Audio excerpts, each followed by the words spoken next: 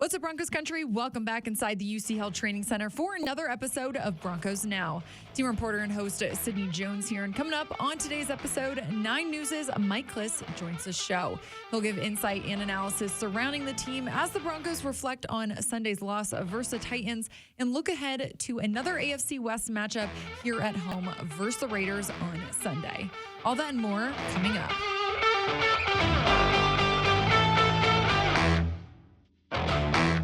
Here at the UC Health Training Center, there was no practice or media press conference today as the players had the day off. So for today's episode of Broncos Now, 9 News' Mike Klis joins me here on the show to give his thoughts surrounding the team. Mike, a pleasure to have you on today. Thank you so much for joining me. Thank you. I'm sure there's nothing but positive, developments here to talk about, right? Oh, yeah, always. How are you doing, Mike? How's the season going for you over there?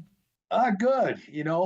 I thought I was going to be covering a team that was maybe 6-3, 7-2 right now, not 3-6, like everybody else. I tell you what, I was completely wrong. I thought the defense would struggle, and it's number one.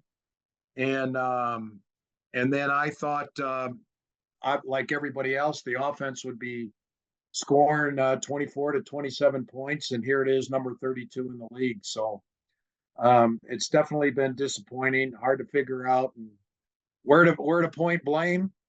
It's not any one. I think, like most things, when it's this disastrous on offense, it's not one thing, it's many things. So yeah, I don't think any of us really thought we would be at this point where we are at in the season.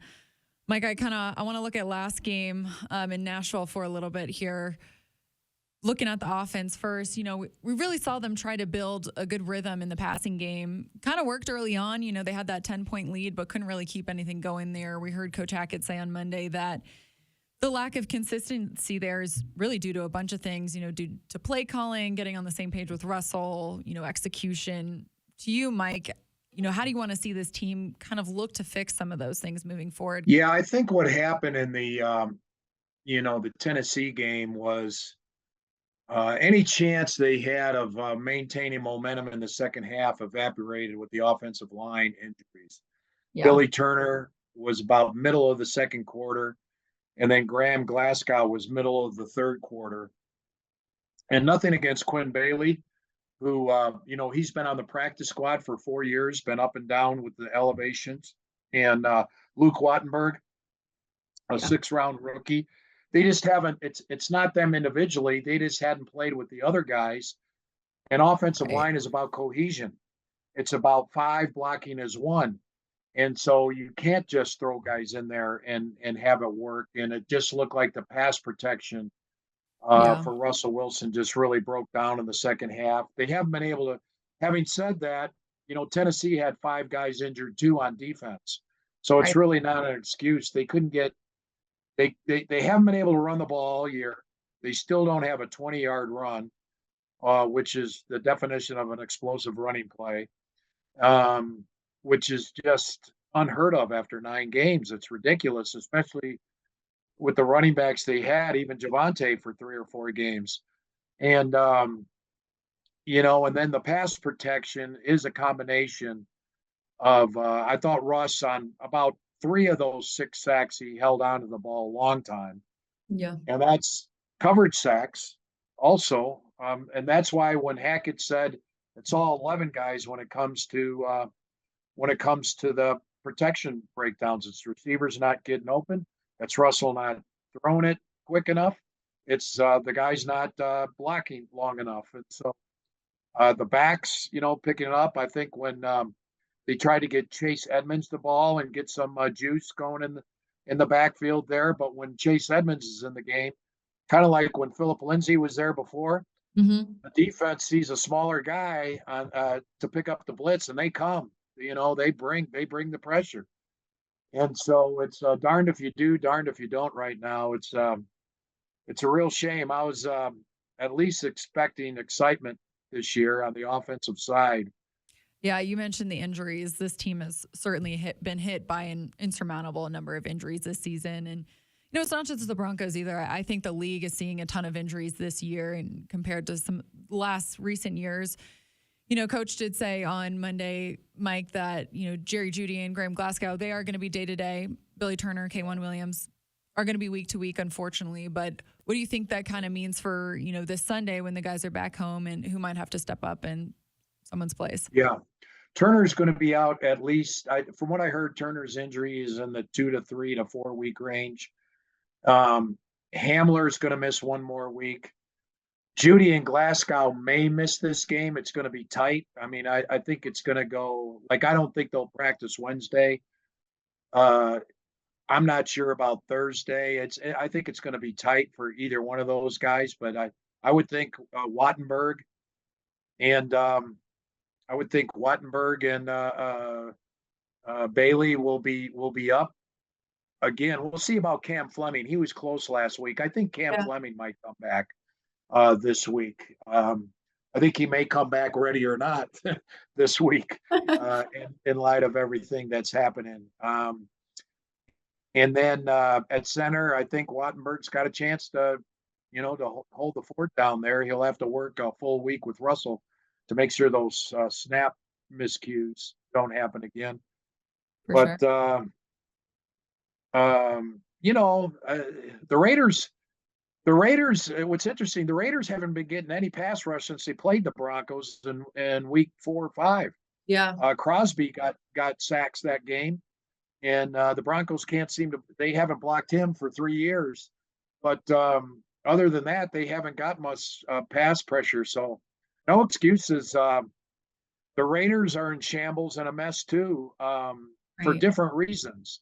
Mm-hmm. And so I think the Broncos, they better win this one. No ifs, ands, buts about it. They better win it and then see what happens after that when they go to Carolina, see if they can climb back into this thing and make it interesting.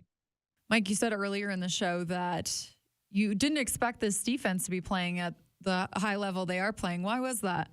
Because I thought Vic Fangio was a good defensive coordinator, and Ejiro Evero was a brand new, inexperienced defensive coordinator. And I just thought that they would suffer in that regard. Gotcha. And, not having Shelby Harris, although they picked up DJ Jones, it was a bend but not break defense before. I always thought the defense was a little overrated because when it needed stops in the past, even though it ranked high in total yards and high in points allowed, there were points in the game when they really needed a defensive stop and they couldn't get it. That was previous years. But this year, even though that's still somewhat of a problem, and turnovers, not getting enough turnovers is still somewhat of a problem.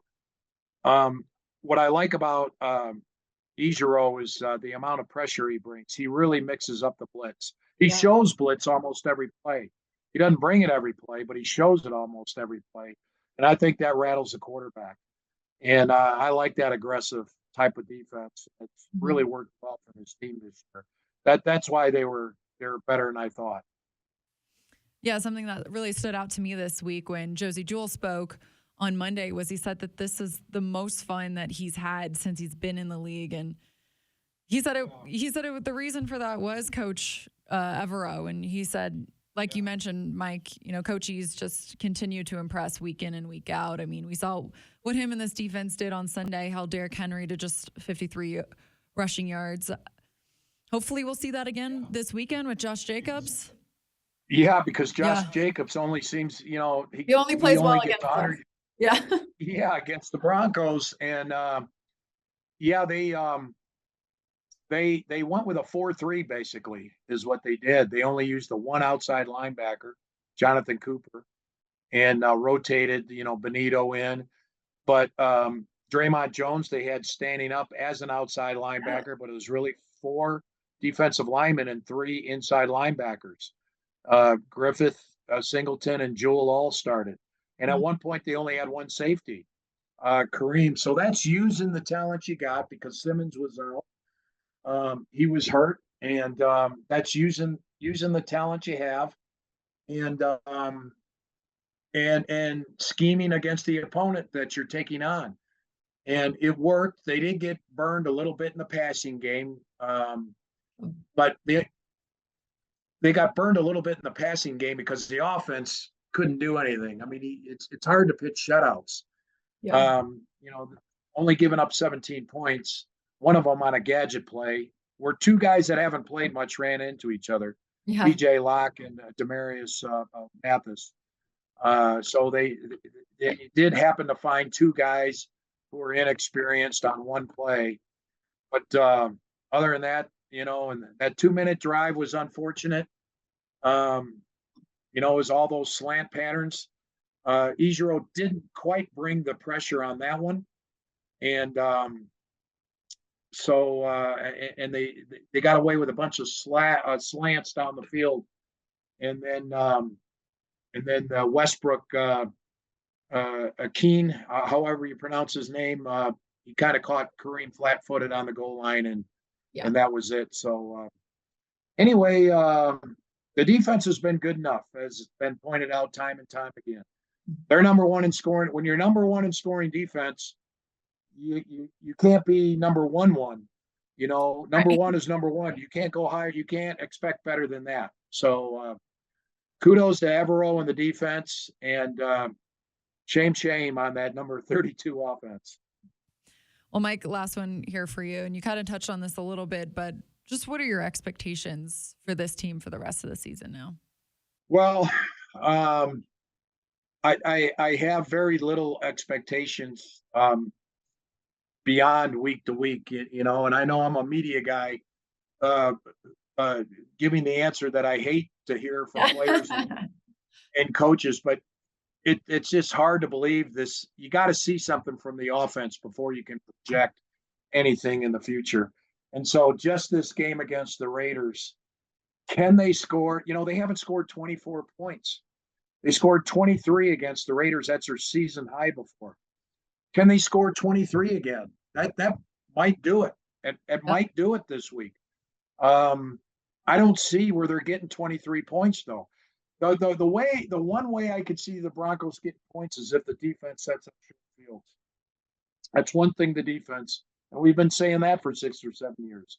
The defense hasn't delivered too many short fields for the offense over the years. It's been their one blemish, I think, in otherwise solid performance. So if they can get a couple turnovers off Carr, who again always plays well against the Broncos. Yeah. But if you can't, I'm telling you, Tennessee played a bad game. They were not good on offense, and the Broncos still couldn't beat them. A Raider team that just lost to Jeff Saturday and the Colts, boy, if you can't beat them, I'm not sure where this team wins 4 or 5 more games. I hear Vegas now has the over and under at 6.5 for the Broncos, and I guess that sounds about right. I hate to say that sounds about right. They either finish right now. It's looking like either 6-11 or 7-10. Yeah, Mike, another tough season here, but I do appreciate your insight and your time for joining me today. Sydney, I enjoyed it. Thank you very much for having me. Well, that'll do it for today's episode of Broncos Now. Broncos Country, thanks so much for tuning in today and every day. The team will be back at practice tomorrow, so make sure to meet me right back here on the Broncos Podcast Network and YouTube tomorrow evening for another episode. I'll see you all then.